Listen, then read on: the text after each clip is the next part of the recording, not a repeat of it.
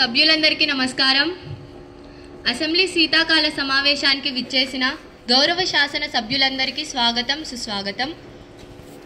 మన సమావేశాన్ని వందే మాతరంతో ప్రారంభిద్దాం.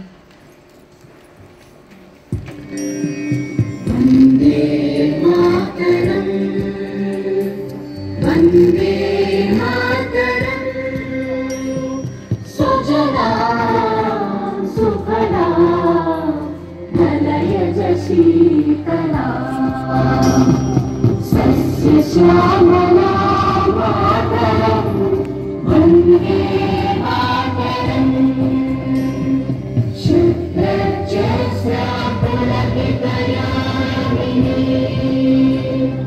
फुल्लकुसुमिता सुमधुरशोभिनी सुहासिनी सुमधुरभाषिणी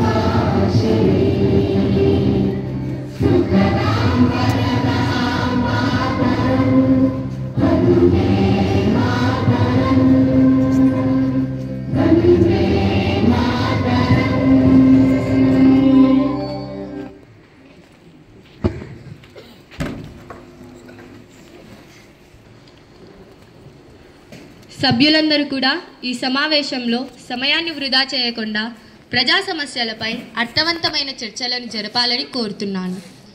ఈ శీతాకాల సమావేశాల్లో ప్రభుత్వం 2 బిల్లులను ప్రవేశపెట్టనుంది. దానిని చివరిలో మూజువాణి ఓటుతో ఆమోదించడం జరుగుతుంది. ముందుగా 0 హవర్లో ప్రశ్నోత్తరాల సమయాన్ని కొనసాగిద్దాం. గౌరవ సభానాయకుడు ప్రభుత్వం చేపట్టిన వివిధ అభివృద్ధి కార్యక్రమాల గురించి మాట్లాడవలసిందిగా కోరుతున్నాను.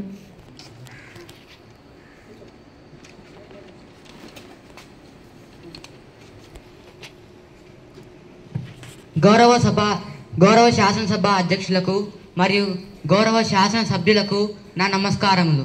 అధ్యక్ష, మనందరి ప్రభుత్వం ఏర్పడి 16 నెలలు గడిచింది. ఎన్నికల మేనిఫెస్టోలో పొందుపరిచిన హామీలన్నింటినీ ఒక్కొక్కటిగా అమలు చేసుకుంటూ ముందుకు వెళుతున్నాము. అందులో భాగంగా స్కూల్కు వెళ్ళే ప్రతి విద్యార్థికి 15,000 రూపాయల చొప్పున తల్లికి వందనం పథకం ద్వారా దాదాపు 27,27,000 మందికి డైరెక్ట్ బెనిఫిట్ ట్రాన్స్ఫర్ ద్వారా అందించడం జరిగింది. అధ్యక్ష, అలాగే సూపర్ 6లో భాగంగా ప్రతి రైతుకు ఏటా 20,000 రూపాయల ఆర్థిక సాయం అందిస్తున్నాం. అధ్యక్ష, సూపర్ 6 హామీ అమలులో భాగంగా ప్రతి నిరుపేద కుటుంబానికి ఏడాదికి ఉచితంగా 3 గ్యాస్ సిలిండర్లు అందిస్తున్నాం. అధ్యక్ష, ఎన్నికల మేనిఫెస్టోలో భాగంగా మహిళలకు స్త్రీ శక్తి పథకంలో భాగంగా ఉచిత బస్సు ప్రయాణాన్ని రాష్ట్రంలో ఉన్న మహిళలందరికీ అవకాశాన్ని కల్పిస్తున్నాం. అధ్యక్ష, రాబోయే రోజులలో మేనిఫెస్టోలో భాగంగా యువతకు 20 లక్షల మందికి ఉపాధి అవకాశాలు లేదా నెలకు 3,000 రూపాయల నిరుద్యోగ భృతి అందజేయబోతున్నాం. అధ్యక్ష, అలాగే ప్రతి నిరుద్యోగ మహిళకు నెలకు 1,500 రూపాయల చొప్పున అందజేయబోతున్నాం. అధ్యక్ష, ఈ విధంగా ప్రజాసేవ సంఘ్ పార్టీ ప్రజా షూరిటీ భవిష్యత్తు గ్యారంటీ అనే నినాదంతో ముందుకు వెళుతుంది. అధ్యక్ష, ధన్యవాదములు. అధ్యక్ష, ఈ ప్రభుత్వం వచ్చి 16 నెలలు గడిచినప్పటికీ ఇచ్చిన హామీలు ఏమీ నెరవేర్చకుండా ఇప్పుడు ప్రతిపక్ష నాయకుడు మాట్లాడతాడు.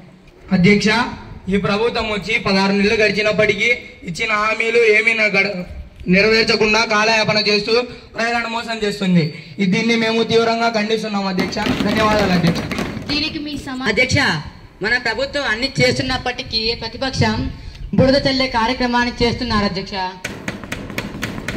ప్రతిపక్ష నాయకుడు మా అభివృద్ధిని చూడకుండా రీల్స్ చూసుకుంటూ కాలయాపన చేస్తున్నారేమో. అధ్యక్ష, మేము దీన్ని తీవ్రంగా ఖండిస్తున్నాం. ప్రతిపక్ష నాయకులను గురించి అమర్యాదగా మాట్లాడుతున్నందుకు మేము బాధపడుతున్నాం. ఈ మాటలను రికార్డుల నుంచి తొలగివేయాల్సిందిగా కోరుతున్నాం. అధ్యక్ష, మేము చేసిన కార్యక్రమాల గురించి హౌస్ కు మా మంత్రి సభ్యులు మీకు వివరిస్తారు. ధన్యవాదములు. గౌరవనీయులైన విద్యాశాఖ మంత్రి గారు దీనిపై స్పందించవలసిందిగా కోరుతున్నాను. అధ్యక్ష, గత ప్రభుత్వంలో విద్యార్థుల సంఖ్య గణనీయంగా తగ్గిపోయింది. పాఠశాలలు మూతపడ్డాయి. కానీ మా ప్రభుత్వం వచ్చాక తల్లికి వందనం పథకం ద్వారా బడికి వెళ్తున్న ప్రతి విద్యార్థికి 15,000 రూపాయల చొప్పున మంజూరు చేశాము. అధ్యక్ష కూడా అమ్మఒడి పథకం ద్వారా 15,000 రూపాయలు ఇవ్వడం జరిగింది. అధ్యక్ష మీరు మధ్యలో మాట్లాడకండి. విద్యాశాఖ మంత్రి గారు, మీరు కొనసాగించండి.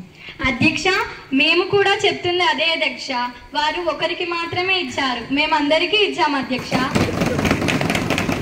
ధన్యవాదాలు అధ్యక్ష.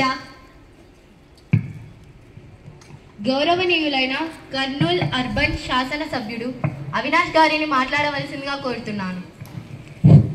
అధ్యక్ష, ఈ రాష్ట్రంలో శాంతి భద్రతలు క్షీణిస్తున్నాయి. స్త్రీలపై ఎన్నో అగత్యాలు జరుగుతున్నాయి. వీటిలో ఎలాంటి చర్యలు తీసుకుంటున్నారో తెలుసుకోవచ్చా అధ్యక్ష? గౌరవనీయులైన హోమ్ మినిస్టర్ గారు దీనికి సమాధానం ఇస్తారు. అధ్యక్ష, ప్రస్తుతం రాష్ట్రంలో గత ఈ ప్రభుత్వంలో నేరాలు ఘోరాలు చాలా తీవ్రంగా ఉన్నాయి. స్త్రీల పట్ల అమర్యాదగా ప్రవర్తించే వారికి అప్పటికప్పుడే కఠిన చర్యలు శిక్షల ద్వారా విధిస్తాం. ఈ విషయాన్ని గౌరవ సభ్యులు గుర్తించవలసిందిగా కోరుచున్నాం. ధన్యవాదాలు అధ్యక్ష. ఆత్మకూరు ఎమ్మెల్యే గారు మాట్లాడతారు. అధ్యక్ష, రాష్ట్రంలో అటవీ భూములు ఎర్రచందనం స్మగ్లింగ్ ఎక్కువగా జరుగుతున్నది. దీనికి ఈ ప్రభుత్వం ఏం సమాధానం ఇవ్వనుంది అధ్యక్ష? గౌరవనీయులైన ఉప ముఖ్యమంత్రి గారు దీనికి సమాధానం ఇవ్వవలసిందిగా కోరుతున్నాను. అధ్యక్ష, మన రాష్ట్రంలో అటవీ భూములు చాలా విస్తీర్ణంగా పెరుగుతున్నాయి. శేషాచలం అడవులలో ఎర్రచందనం చెట్లు చాలా విరివిగా పెరుగుతున్నాయి. ఇది మన రాష్ట్ర సంపద. దీనికి మనం న్యాయం చేకూరాలంటే కఠినమైన చట్టాలు అమలు చేస్తున్నాం. అయినా ఎర్రచందనం స్మగ్లింగ్ గురించి వీళ్ళేనా మాట్లాడాల్సింది? అధ్యక్ష, ఇది చాలా దుర్మార్గం అధ్యక్ష. ఈ ప్రభుత్వం ప్రశ్నలకు సరైన సమాధానం చెప్పకుండా మా ప్రభుత్వం మీద దాడి వేస్తుంది అధ్యక్ష. గౌరవ సభ్యులు మధ్యలో మాట్లాడకండి ప్లీజ్. ప్రొద్దుటూరు ఎమ్మెల్యే గారు మాట్లాడవలసిందిగా కోరుతున్నాను.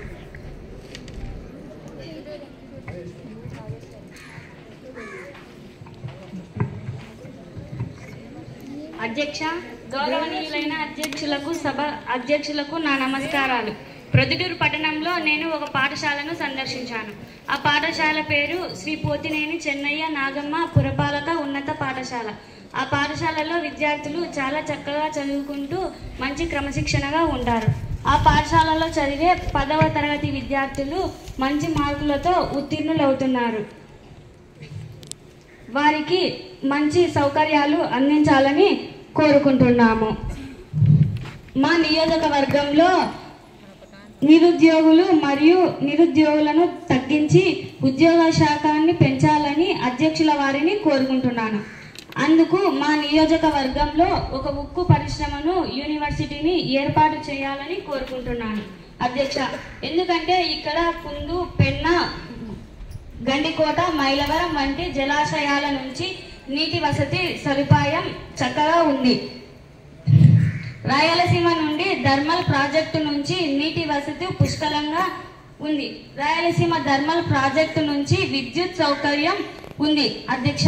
కావున ఇక్కడ నిరుపయోగంగా ఉన్న పాల కేంద్రాల్లో రాయలసీమ ఐటీ హబ్ను ఏర్పాటు చేసి ఇన్ఫోసిస్, టీజీఎస్ లాంటి టెక్నాలజీ కంపెనీలను ఇక్కడ ఏర్పాటు చేయాలని కోరుకుంటున్నాను అధ్యక్ష.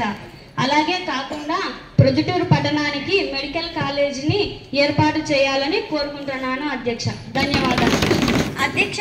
మహిళలకు ఉచిత బస్సు సౌకర్యం కల్పిస్తానన్నారు, కానీ దానిని సరిగ్గా నిర్వహించలేకపోతున్నారు. దీంట్లో ఎన్నో సమస్యలు ఎదురవుతున్నాయి. దీనికి ఈ ప్రభుత్వం ఏం సమాధానం ఇస్తుంది అధ్యక్ష? గౌరవనీయులైన రవాణా శాఖ మంత్రి దీనికి సమాధానం ఇస్తారు. అధ్యక్ష, మా ప్రభుత్వం అధికారంలోకి వచ్చిన వెంటనే మహిళలకు ఉచిత బస్సు ప్రయాణం నిర్వహించింది. మహిళలు తమ ఆధార్ కార్డును చూపించి ఎక్కడి నుంచి ఎక్కడికైనా ప్రయాణించవచ్చు. హైటెక్ సూపర్ లగ్జరీ బస్సులలో ఈ అవకాశం లేదు అధ్యక్ష. ఖచ్చితంగా రాబోయే రోజుల్లో దీనికి రవాణాకు అవకాశం కల్పిస్తాం.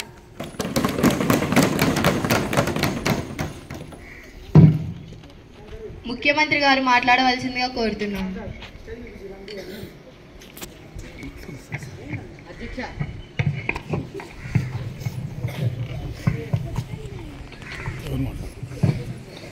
అధ్యక్ష, రాష్ట్ర ఆర్థిక పరిస్థితి ఇంకా మెరుగుపడలేదు. మెరుగుపడిన వెంటనే తూచా తప్పకుండా అమలు చేస్తూ ఆ విధంగా ముందుకు సాగుతామని ఈ సభాముఖంగా మీకు హామీ ఇస్తున్నాను అధ్యక్ష. ధన్యవాదాలు. ఆర్థిక శాఖ మంత్రి గారు మాట్లాడవలసిందిగా కోరుతున్నాను.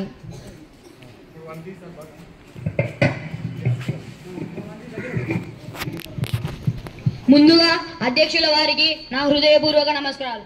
అధ్యక్ష, రాష్ట్ర బడ్జెట్ 2 లక్షల కోట్లకు చేరింది. ఇందులో వృద్ధాప్య పింఛన్లు, ఉచిత బస్సు ప్రయాణం, రైతు భరోసా, తల్లికి వందనం, 0 వడ్డీ పథకాలకు ఉద్యోగస్తులకు భత్యాలకు సరిపోక లోటు బడ్జెట్తో నడుస్తుంది.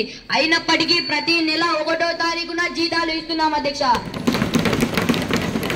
అంతేకాదు అధ్యక్ష, మేము కొన్ని కీలక సదుపాయాలను ప్రజలకు అందజేయడానికి ప్రయత్నిస్తున్నాం అధ్యక్ష.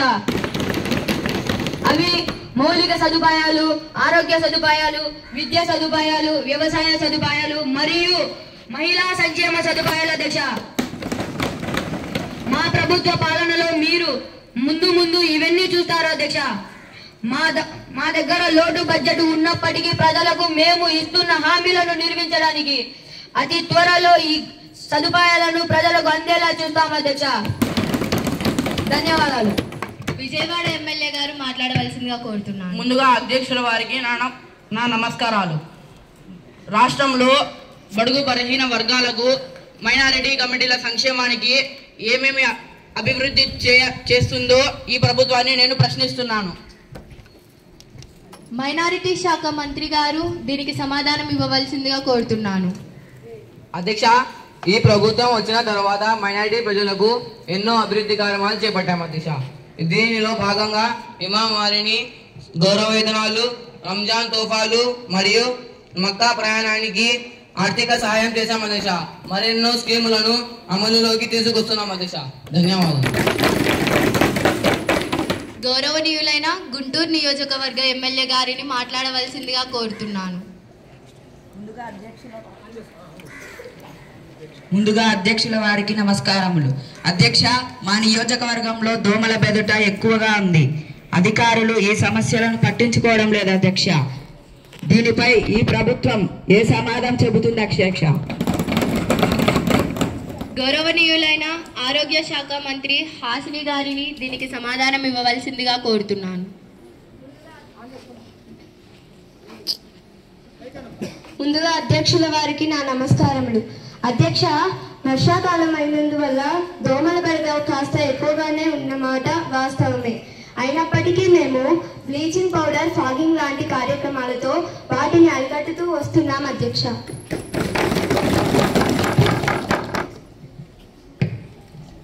అధ్యక్ష, రాష్ట్రంలో నిరుద్యోగం అధికమై పనులు లేక ఇతర రాష్ట్రాలకు వలస వెళ్తున్నారు. దీనికి ఈ ప్రభుత్వం ఏం సమాధానం చెబుతుంది అధ్యక్ష?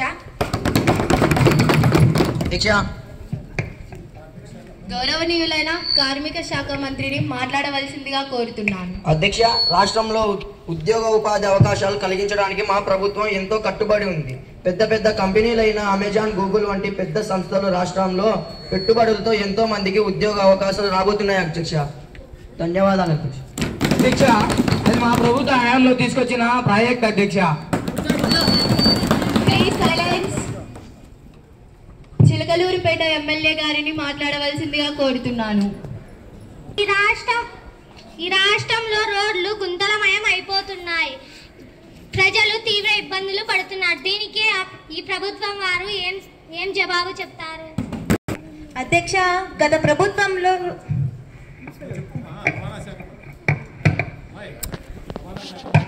గారిని మాట్లాడవలసిందిగా కోరుతున్నాను. అధ్యక్ష, గత ప్రభుత్వంలో రోడ్లు చాలా అధ్వానంగా ఉండడం వల్ల ఈ పరిస్థితి ఏర్పడింది. ఈ ప్రభుత్వంలో వచ్చాక రోడ్లు మరమ్మతులు చేశాము. నేషనల్ హైవేలు అభివృద్ధి చేస్తున్నాము. రోడ్లు భద్రతకు ఎక్కువ నివేదనలు చేస్తున్నాము. ధన్యవాదాలు అధ్యక్ష. ధర్మవరం ఎమ్మెల్యే గారిని మాట్లాడవలసిందిగా కోరుతున్నాను. అధ్యక్ష, మానసిక పాఠశాలలో మున్సిపల్ పాఠశాలలో గ్రౌండ్ లేని పాఠశాలలు చాలా ఉన్నాయి. ఆ పిల్లలు మానసిక ఉత్సాహాలు ఆటలు ఆడుకోవడానికి అవకాశం లేకుండా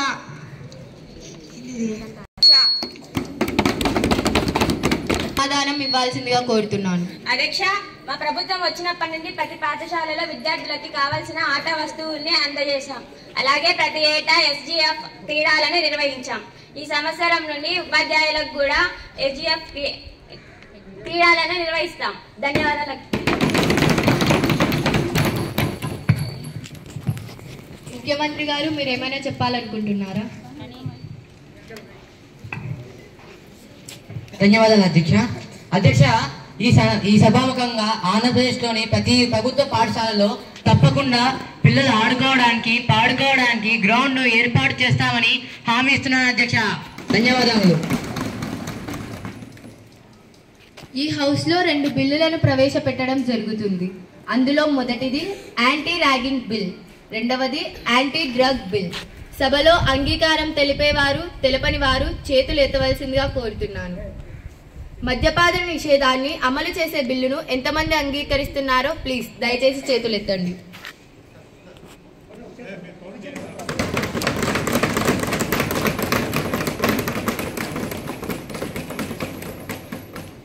ఓకే, దీనిని ఎంతమంది వ్యతిరేకిస్తున్నారో చేతులు ఎత్తండి.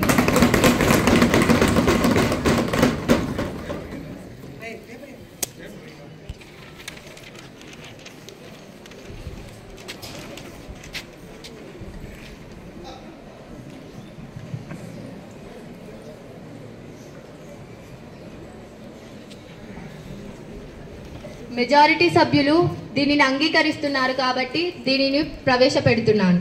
ఈ శీతాకాల సమావేశాన్ని ఇంతటితో విజయవంతంగా ముగిస్తున్నాను. ధన్యవాదాలు.